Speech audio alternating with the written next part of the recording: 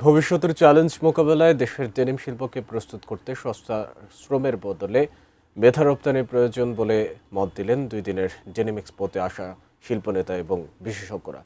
তারা মনে করেন ডেনিম শিল্প উন্নয়নে বাংলাদেশের সামর্থ্য সমস্যা না থাকলেও নতুন ক্রেতা আনাটা বড় সমস্যা।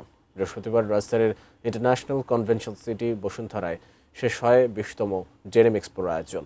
2 দিনব্যাপী এই আয়োজনে অংশ নেয় বাংলাদেশ সহ 10 দেশের 50টিরও বেশি প্রতিষ্ঠান। এবারে ডেনিম এক্সপোর প্রতিপাদ্য ছিল সম্মুখ সারি থেকে ভবিষ্যতের পথে। আইটি সেক্টরের গ্লোবাল মার্কেটের চ্যালেঞ্জ মোকাবেলায় দেশে মেধার ঘাটতি না থাকলেও লক্ষ্য আর ব্র্যান্ডিং ঘাটতি আছে বলেন শেষ দিনের প্যানেল আলোচনায় আলোচকরা। রপ্তানিকারক এবং বন্দরের সমন্বয়হীন উন্নয়নের পথে বাধা বলেন বাহন লিমিটেডের ম্যানেজিং ডিরেক্টর সৈয়দ সাবিউল হক।